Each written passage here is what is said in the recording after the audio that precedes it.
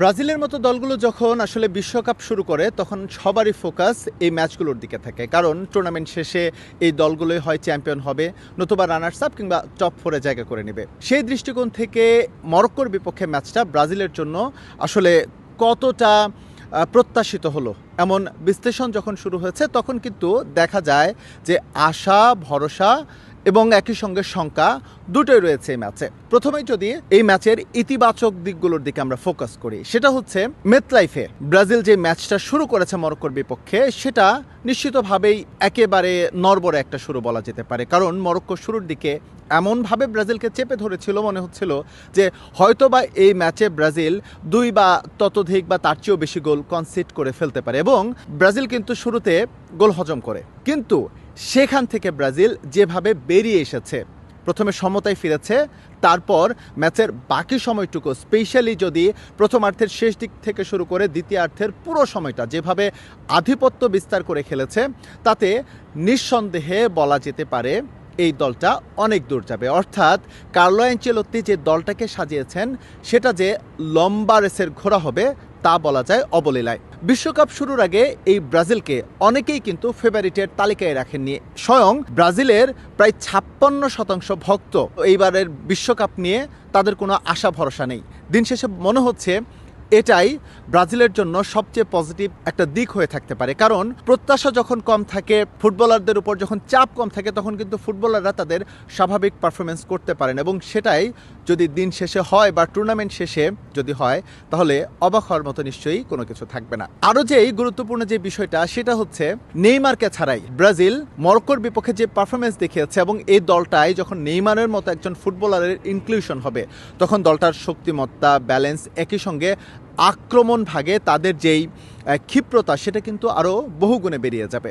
পাশাপাশি বলতেই হয়, ব্রাজিল যে গ্রুপে তাদের প্রথম ম্যাচটা মরক্কোর মতো হাই র্যাঙ্কড টিমের বিপক্ষে ম্যাচ দিয়ে শুরু করেছে, এবং সেখান থেকে তারা পয়েন্ট বের করে নিয়েছে। সুতরাং পরের যে দুটো ম্যাচ ব্রাজিল খেলবে, সেই ম্যাচ দুটো ব্রাজিলের জন্য অনেকটাই সহজ হয়ে যাবে, কারণ তারা অপেক্ষাকৃত দুর্বল প্রতিপক্ষ ব্রাজিলের তুলনায়। যদিও বিশ্বকাপে যারা কোয়ালিফাই করে এসেছে তাদের কোনো অংশেই বা কোনোভাবেই দুর্বল বলা যায় না, তারপরেও শক্তিমত্তা বা ফুটবল ঐতিহ্য বা সাম্প্রতিক পারফরমেন্স সবকিছু বিবেচনায় ব্রাজিলের উপর ভরসা রাখা যায় নিঃসন্দেহে। এইবার যদি ব্রাজিলের যেই ম্যাচ নিয়ে সামনের দিনের যে শঙ্কা বা যে জায়গাগুলোতে কাজ করতে হবে সেদিকে যদি ফোকাস করি, সবার আগেই যে কথাটা বলতে হয় সেটা মনে হয়েছে যে কার্লো অ্যানচেলোত্তি হয়তোবা তার স্পেশাল 26 থেকে বেস্ট 11 যেটা, সেটা এখনো গুছিয়ে উঠতে পারেননি। অর্থাৎ মরক্কোর বিপক্ষে তার বেস্ট 11 যেটা ছিল, সেখান থেকে যে প্রত্যাশিত পারফরমেন্স শুরুর দিকে এই ইতালিয়ান মাস্টারমাইন্ড পায়নি, সেটা কিন্তু একেবারে স্পষ্ট হয়ে গিয়েছে, এবং আমরা বিরতির পরপরই দেখেছি যে তিনি কিন্তু পরিবর্তন আনতে বাধ্য হয়েছেন। এটা থেকে বোঝা গিয়েছে যে তার একাদশ সিলেকশনটা তিনি যেই প্রত্যাশা নিয়ে তিনি তার বেস্ট 11 সেট করেছিলেন, সেই প্রত্যাশাটা তার প্রথম সারির যে 11 জন ফুটবলার সেটা পূরণ করতে পারেনি। বাধ্য হয়ে কার্লো অ্যানচেলোত্তি তার প্ল্যান বিতে গিয়েছেন, এবং তিনি কিন্তু তড়িৎ কিছু পরিবর্তন ঘটিয়েছেন, এবং সেটা কিন্তু কাজ করেছে। সুতরাং যে পরীক্ষা নিরীক্ষা বা কাটাছেঁড়া রয়েছে, সেই কাটাছেঁড়া হয়তো সামনের দিনে যে ম্যাচগুলো রয়েছে সেই ম্যাচগুলোর মধ্যেও সেলেসাও কোচিং স্টাফ বা টিম ম্যানেজমেন্ট যারা আছে তারা করবেন, এবং সেখান থেকে তারা বেস্ট 11 খুঁজে বের করবেন, এবং এটা আসলে গ্রুপ পর্বের মধ্যে যতটা সম্ভব করে ফেলতে পারলে ব্রাজিলের জন্য ভালো হবে। নতুবা যখন রাউন্ড অফ 16-এ বা হচ্ছে রাউন্ড অফ 32 অর্থাৎ নকআউট ফেজে যখন দল চলে যাবে, তখন কিন্তু আসলে পরীক্ষা নিরীক্ষা করার কোনো সেরকম কোনো সুযোগ থাকবে না। এইবার যদি বলি হচ্ছে ব্রাজিলের আক্রমণ ভাগের সঙ্গে মিডফিল্ডের যে বোঝাপড়া এবং একই সঙ্গে ডিফেন্স লাইনের যে বোঝাপড়া, এই কিছু কিছু জায়গায় কিছুটা ঘাটতি এখনও রয়ে গেছে। স্পেশালি ডিফেন্সের সঙ্গে মিডফিল্ডের যে ঘাটতি, সেটা এখনও বেশ স্পষ্ট। সামনের দিনে এই জায়গাটায় কাজ অবশ্যই করতে হবে, নতুবা ফলাফল নেতিবাচক যে কোনো মুহূর্তে হতে পারে। ব্রাজিলের ফরওয়ার্ড লাইনে আজকের এই ম্যাচটাতে দুর্দান্ত পারফর্ম করেছেন ভিনিসিয়াস জুনিয়র। তিনি ইকুয়ালাইজ গোলটি করেছেন, ব্রাজিলকে সমতায় ফিরিয়েছেন, একই সঙ্গে দুটো ক্লিয়ার চান্স তিনি ক্রিয়েট করেছেন, যেখান থেকে একটি রাফিনিয়া যদি মিস না করত এবং অপরটি ইগার থিয়াগো, যেটা হচ্ছে শুরুতেই তিনি সুযোগটি পেয়েছিলেন, তিনি যদি কাজে লাগাতে পারতেন, তাহলে এই ম্যাচের ফলাফল অন্যরকম হতে পারত। আর সেই দিক থেকে বলা যেতে পারে যে এই ম্যাচটায় রিয়াল মাদ্রিদ 1 বার্সেলোনা 0, অর্থাৎ ভিনিসিয়াস এবং রাফিনিয়া যখন একটা দলে থাকবেন তাদের উপর কিন্তু অনেক প্রত্যাশা থাকে এবং সেই প্রত্যাশার মোটামুটি বলা যেতে পারে 70-80% ভিনি পূরণ করতে পেরেছেন। পক্ষান্তরে রাফিনিয়ার কাছ থেকে সেই পারফরমেন্সটা এখনও পাওয়া যায়নি।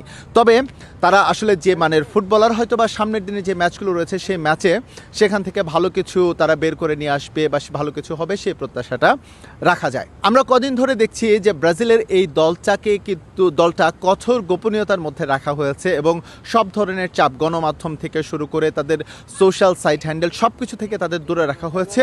ফুল ফোকাসটা সেট করা হয়েছে ফুটবলের দিকে, গেমের দিকে এবং ওয়ার্ল্ড কাপের দিকে, এবং সেটা যে কাজ করছে বা সামনের দিকে কাজ করবে সেটা কিন্তু বলা যায় অবলীলায়। পক্ষান্তরে যদি মরক্কোর কথা বলি, মরক্কো দুর্দান্তভাবে বিশ্বকাপটা শুরু করেছে, যদিও শেষের দিকে বা মাঝপথে তারা কিছুটা খেই হারিয়েছিল। তবে গেল বিশ্বকাপের সেমিফাইনালিস্ট, এবারও যে অনেক দূর যাবে সেটা বলা যায় নিঃসন্দেহে। মোটা দাগে বলা যেতে পারে এবারের বিশ্বকাপের প্রথম যেই হাই ভোল্টেজ যে ম্যাচটা, সেই ম্যাচটা আসলে যতটা প্রত্যাশিত ছিল ভক্তদের কাছ থেকে হয়তোবা অনেকেই পুরোপুরি প্রত্যাশা অনুযায়ী পারফরমেন্স পাননি। তবে সার্বিকভাবে যদি বলা যায় ম্যাচটা যেভাবে শেষ হওয়ার কথা ছিল ঠিক সেইভাবেই শেষ হয়েছে এবং খুবই উপভোগ্য একটা ম্যাচ হয়েছে। এবং সামনের দিনে এই গ্রুপ থেকে, অর্থাৎ মরক্কো এবং ব্রাজিলের মধ্য থেকে কেউ যদি রাউন্ড অফ 16 পার হয়ে, কোয়ার্টার ফাইনাল পার হয়ে বা সেমিফাইনাল কিংবা ফাইনালে জায়গা করে নেয়, তাহলে কিন্তু অবাক হওয়ার মতো কিছুই থাকবে না।